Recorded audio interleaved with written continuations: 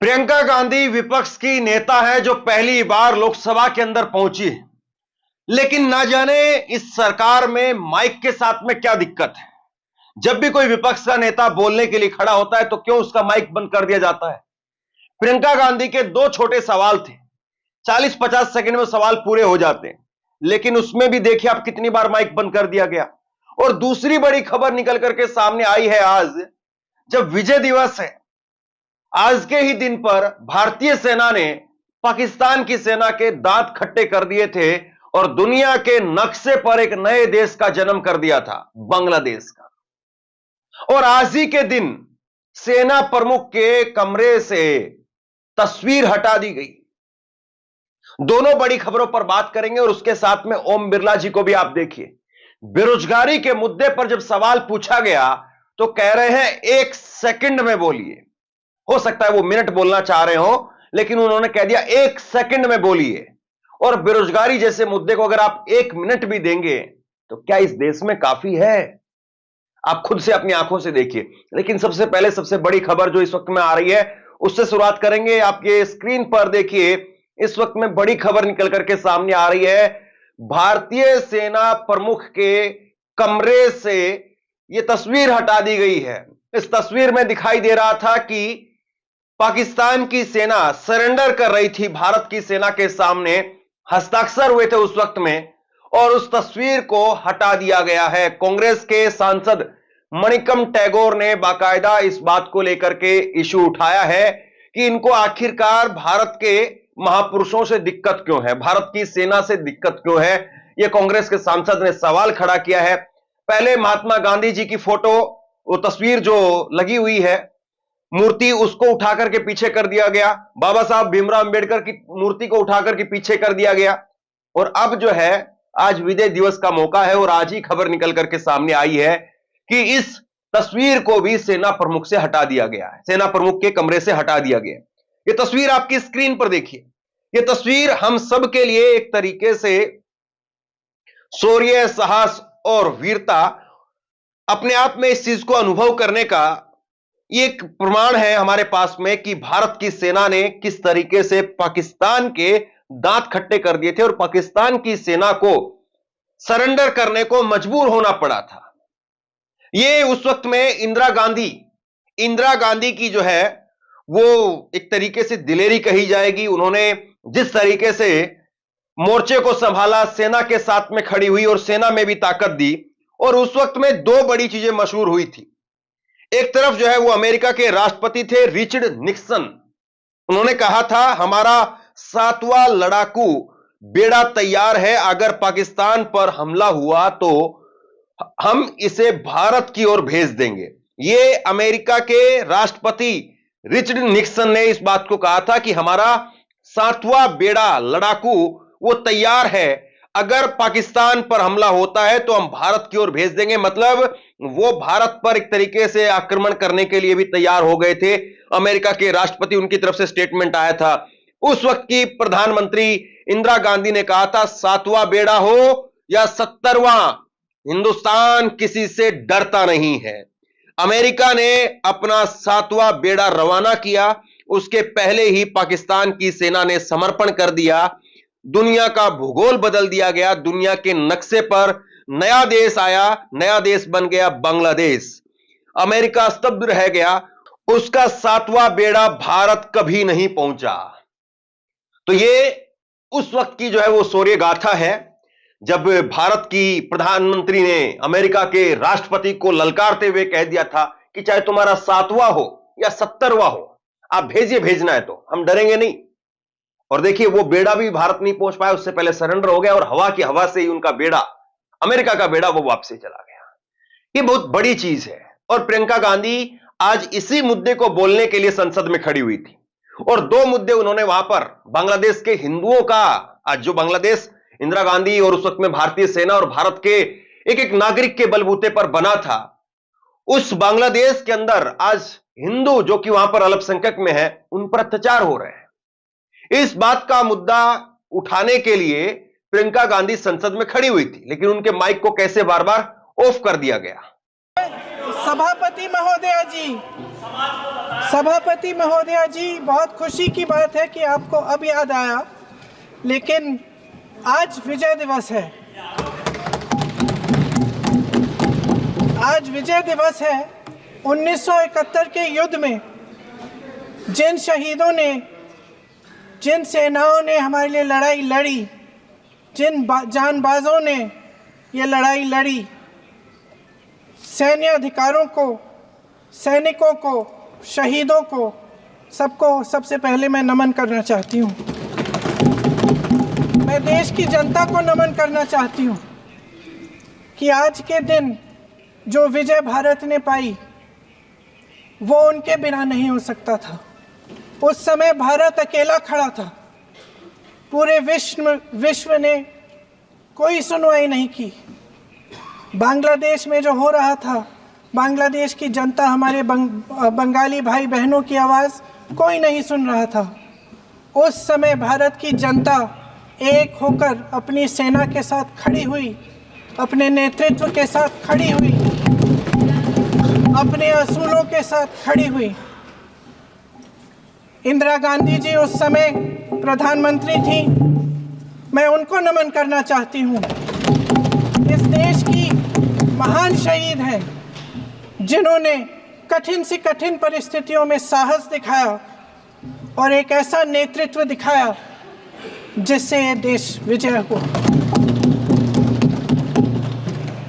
आज इस संदर्भ में मैं दो मुद्दे उठाना चाहती हूँ। वो जो लड़ाई थी, असूलों की लड़ाई थी, लोकतंत्र का असूल। माननीय सदस्य श्री विरितो फ्रांस। एक मिनट में खत्म करूँ।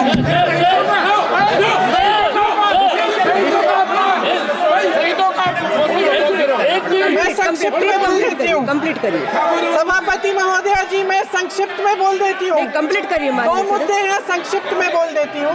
पहला मुद्दा ये है कि बांग्लादेश में जो अल्पसंख्यकों के साथ, जो हिंदुओं और ईसाइयों के साथ अत्याचार हो रहा है, उसके खिलाफ इस सरकार को आवाज उठानी चाहिए। बांग्लादेश की सरकार के साथ बातचीत करनी चाहिए और पूरा समर्थन देना चाहिए जिनको माननीय सदस्य श्री वरितो फ्रांसिस जी। वो भी एसोसिएट करेंगे प्लीज। अरे पूरी जवाब तो बोलने दो। पूरे तो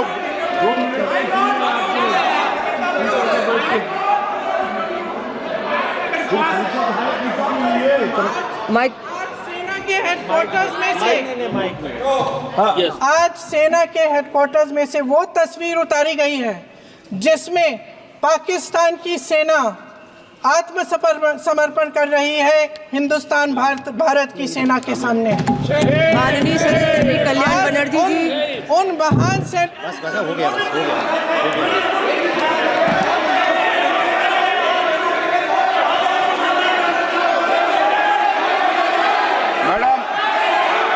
madam, under the ministry of home affairs there is an organisation which is called. तो प्रियंका गांधी के ये दो मुद्दे उठाने से किसको दिक्कत थी? प्रियंका ने कहा कि मैं सदन में दो मुद्दे उठाना चाहती हूं। पहला कि बांग्लादेश में जो अल्पसंख्यकों, हिंदुओं और ईसाइयों के साथ में हो रहा है, उसके खिलाफ भारत सरकार को आवाज उठानी चाहिए। हमारी सरकार को बांग्लादेश की सरकार से बातचीत करनी चाहिए। जिन्हें पीड़ा हो रही है उनके समर्थन में खड़ा होना चाहिए। और दूसरा मुद्दा, आज सेना के मुख्यालय से वो तस्वीर उतार दी गई है जिसमें पाकिस्तान की सेना भारत की सेना के सामने आत्मसमर्पण कर रही थी। ये प्रियंका गांधी ने कहा। अब बीजेपी की तरफ से जो है इस पर जवाब आया है, ये तस्वीर जो हटाने पर, कि हमने तस्वीर हटाई नहीं है, हमने तस्वीर को सिर्फ उसकी जगह को बदला है। देखिए, अपने आप में हर चीज के संकेत होते हैं कि आप किस चीज को कहां पर फ्रंट फुट पर लेकर के आना चाहते हैं, किस चीज को वहां से हटा करके पीछे करना चाहते हैं। हम देखते थे कि बीजेपी के चाहे दिखावे के लिए ही सही हो या दो ही सही हो, लेकिन मुख्तार अब्बास नकवी, शहनवाज हुसैन, ये बीजेपी के दो बड़े चेहरे हुआ करते थे, मुस्लिम चेहरे, कहां हैं आज? और कंगना रनौत और बाकी लोगों को आज देखिए, आज लोकसभा में लाया जा रहा है। तो ये कौन किसको कहां लाकर लाना चाहता है और कौन किसको कहां से ले जाना चाहता है, ये अपने आप में आपकी मंशा को आप किस तरह से करना चाहते हैं, इन सारी चीजों को जाहिर करता है। दूसरी एक तस्वीर मैं आपको और दिखाना चाहता हूं, एक वीडियो आप और देखिए। ओम बिरला साहब संसद में थे, लोकसभा के अंदर अध्यक्षता कर रहे थे, और घोसी से राजीव राय वो बोलने के लिए खड़े हुए, और जब वो बोलने के लिए खड़े हुए तो उनसे कहा कि 1 सेकंड मिल रहा है, 12 बजने वाले हैं, जल्दी करिए। हो सकता है कि शायद वो 1 मिनट बोलना चाहते हो, 1 सेकंड गलती से निकल गया हो, लेकिन जो सवाल उन्होंने पूछा वो भी आप सुनिए और सवाल के साथ में उत्तर भी आप सुनिए। सवाल यह था कि 3, और आप उनकी जुबानी भी सुनिएगा, सिर्फ 1 मिनट में ही खेल खत्म कर दिया गया। बेरोजगारों को लेकर के सरकार देखिए कितनी चिंतित है, या लोकसभा के स्पीकर कितने चिंतित है। सवाल यह था कि सरकार यह बताती है कि हमने 3 साल में कितने रोजगार पैदा कर दिए हैं, लेकिन क्या सरकार के पास में ये आंकड़े हैं कि 3 साल में कितने लोग बेरोजगार हो गए हैं, कितने लोग कट गए हैं? और इस पर जो जवाब आया मंत्री जी की तरफ से, संबंधित मंत्री उनकी तरफ से जवाब आया, वो भी सुन लीजिए। मतलब 1 मिनट के अंदर सवाल भी पूरा हो गया और जवाब भी खत्म। श्री राजीव राय, 1 सेकंड में पूछना, 12 बजे। धन्यवाद सर। पिछले 3 वर्षों में माननीय मंत्री जी बता रहे थे कितने को रोजगार मिला। मैं ये जानना चाहता हूं कि 3 वर्षों में कितने लोगों की कटौती हुई, छटनी हुई और कितने लोग बेरोजगार हो गए, इसका डेटा भी कोई सरकार के पास है क्या? मंत्री जी, और संविदा पर जो नौकरी है उसको स्थायी करने का कोई विचार है आपको? अध्यक्ष महोदय, रोजगार के साथ जुड़ना और उसको वहाँ और अच्छी जगह पे रोजगार की अपॉर्चुनिटी हो तो वहाँ माइग्रेट होना ये स्वाभाविक है। जुड़ते भी रहते हैं और कई लोग दूसरे जॉब में भी ज्वाइन करते रहते हैं। ये कमाल की बात है अपने आप में कि देश की संसद में प्रधानमंत्री जहां पर 1 घंटा 49 मिनट बोल करके रिकॉर्ड बनाते हैं, अपना ही रिकॉर्ड खुद तोड़ देते हैं, तमाम तरह की बातें कही जाती है, लेकिन बेरोजगारी पर या विपक्ष का कोई नेता अगर बोलना चाहता है उस पर, या बांग्लादेश के हिंदुओं का मुद्दा उठाना चाहता है उस पर। और प्रियंका गांधी आज एक और बैग लेकर के आई, वो तस्वीर भी बहुत वायरल हो रही है। ये प्रियंका गांधी की बैग की तस्वीर भी आप देख लीजिए। प्रियंका गांधी ये बैग लेकर के आई और जैसे ही ये बैग लेकर के प्रियंका गांधी पहुंची, मीडिया की तस्वीरें जो है वो निकल करके सामने आने लगी, और इस बैग पर फिलिस्तीन लिखा हुआ है, यानी फिलिस्तीन के समर्थन में प्रियंका गांधी बैग लेकर के पहुंचती है। और ये बैग लेकर के आना और फिलिस्तीन का समर्थन करना, आपको पता है किसको मिर्ची लगेगी। लेकिन ये जरूरी है कि हम भारत की जब बात करते हैं, भारतीयता की बात करते हैं, हम अपने संविधान की बात करते हैं, हम अपनी विरासत की बात करते हैं, तो हमें ये बिल्कुल नहीं भूलना चाहिए कि ये देश, इस देश का डीएनए, इस देश का नेचर वो ये है कि वो पीड़ितों के साथ खड़ा होता है। वो पीड़ित अगर बांग्लादेश के हिंदू अल्पसंख्यक हैं तो उनके लिए भी हमें खड़ा होना है। वो पीड़ित अगर फलस्तीन में है तो उनके लिए भी हमें खड़ा होना है। लेकिन अगर इस देश का डीएनए ये बनाने की कोशिश की जाएगी कि नहीं, जो हमारी विचारधारा के साथ में है वही सब कुछ है, या जिसको हम पसंद नहीं करते उसको हम हटा देंगे, कि वहां पर उस तस्वीर के वहां पर दिखने से ये पता चलता है कि नहीं इंदिरा गांधी के समय पर ये सब कुछ हुआ। आज मोदी जी एक सर्जिकल स्ट्राइक करके और देश में इतना महिमा मंडन करवा लेते हैं, मीडिया उनका इतना महिमा मंडन कर देती है। सोचिए कि सर्जिकल स्ट्राइक पर कितने शो किए जाते हैं। क्या आपको किसी भी चैनल पर आज विजय दिवस के ऊपर कोई शो दिखा कि उस वक्त की प्रधानमंत्री ने बांग्लादेश का जो एक नया देश के रूप में जन्म हुआ, पाकिस्तान के 2 टुकड़े कर दिए? क्या ये जिक्र होता है? या हमने अपनी विचारधारा के लिए, अपने आप के लिए इन सारी चीजों को इतना बोना, इतना छोटा बना दिया है कि किसी को दिखाई भी ना पड़े। लेकिन साहब, ये जब इतिहास की किताबों को हम पलटते हैं ना, तो उसमें 2-4 साल का समय, 5-10 साल का समय, 20-25 साल का समय भी कुछ नहीं होता है। ये 2-4 साल या 5 साल का जो समय होता है ना, वो इतिहास की किताबों में 2 पैरों में दर्ज खत्म हो जाता है। एक पन्ना पलटेंगे और आपका किस्सा खत्म। कौन थे आप? नरेंद्र मोदी का चैप्टर जो है वो आएगा, तो नरेंद्र मोदी का चैप्टर अगर आप 100-200 सालों का इतिहास उठा करके देखेंगे तो उसमें 5-10 सालों का इतिहास कितना मिलेगा? 2 पन्ने, 4 पन्ने मिल जाएंगे ज्यादा से ज्यादा। हो सकता है अगर और ज्यादा बड़े इतिहास की हम बात करेंगे तो उसमें हो सकता है कि 1 पैरे 2 पैरे में नरेंद्र मोदी सिमट करके रह जाए।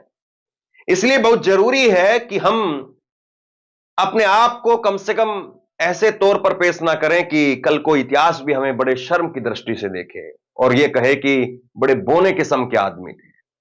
बहरहाल, आरोप प्रत्यारोप अपनी जगह पर, लेकिन सेना की तस्वीर को हटाना या शिफ्ट करना, इस पर आप क्या सोचते हैं? विपक्षी नेताओं को बोलने से जिस तरीके से रोका जा रहा है या समय कम दिया जा रहा है या माइक बंद किया जा रहा है, इसको लेकर के आप क्या सोचते हैं? नीचे कमेंट बॉक्स में अपनी राय लिख करके जरूर बताइए। इस वीडियो को शेयर कीजिए और इसी तरह की तमाम खबरों के लिए ऑनलाइन न्यूज इंडिया को सब्सक्राइब कीजिए। आपका बहुत बहुत धन्यवाद।